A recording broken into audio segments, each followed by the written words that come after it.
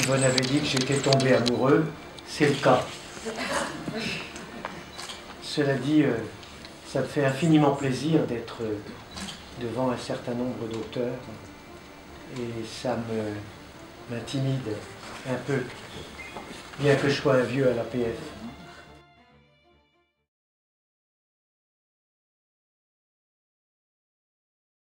La toile et le papier, la plume et son roseau chantant, les couleurs et leurs pinceaux, le regard et la conque, où l'on entend le flux et le reflux des océans, des vers et des couleurs, en même page, ou bien de l'une à l'autre. Ils sont là, face à face, s'interrogeant sans jamais s'expliquer. L'explication serait le poison du poème. Ici, un fleuve qui va nulle part. Là, une mer, lissée d'un bleu intense. C'est bien elle qui monte, se démonte. Un peu plus loin, au fil de l'ouvrage, c'est l'ocre qui s'en vient, ou le jaune orangé, flamboyant, acéré, incandescent. Explosion sous les feux du soleil. Et plus loin, dans un coin, serait-ce un miroir? Il s'y cache un visage.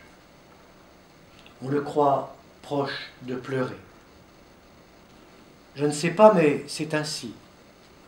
Car je le vois, je l'aperçois, tant les yeux de ce visage-là semblent prendre les miens, vouloir y plonger, mais se retiennent.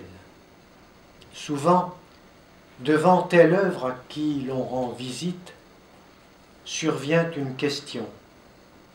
Est-ce moi qui la regarde, ou elle qui me cherche, me convie, m'envisage? Les yeux dans les yeux, inondés de couleurs, je répondrai ici à l'instar de Paul Éluard, que voulez-vous? Nous nous sommes aimés. Ce beau livre si bellement livré, ces mots, ces œuvres, ne demandent qu'à être ouverts et à nous délivrer, à ciel, à cœur ouvert. Et s'enroulent et se déroulent côte à côte, poèmes et tableaux. Ils se défient, dévisagent, abolissent les frontières.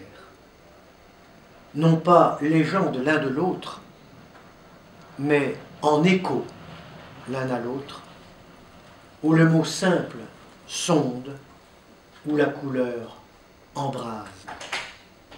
Car ils se parlent, portent la conque à l'oreille.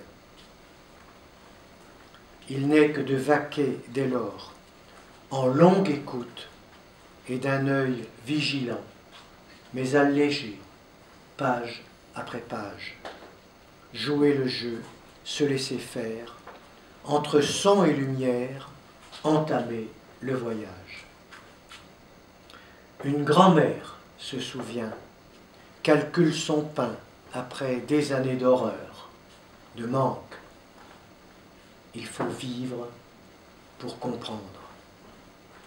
Présence mère, nécessaire à nos douleurs, jamais totalement cicatrisée. Sa voix comme en attente auprès d'un berceau. Mais je devine aussi quelque part qu'il y aurait carnaval à Venise. J'ai envie d'aller voir. Vous savez, là où tout s'assemble, danse derrière les masques, où tout finit un jour par se connaître, se reconnaître. Antonio Vivaldi trinquait hier soir avec Sidney Bechet, assis près de la tombe d'Igor Stravinsky. Pas si loin, paraît-il, du pont des amours. Qu'importe. ainsi des siècles de grandeur et d'intense lumière qu'on nommera baroque, où pourraient sans vergogne s'inscrire ces pages. C'est un cadeau de rire, de larmes, de feu, de sang.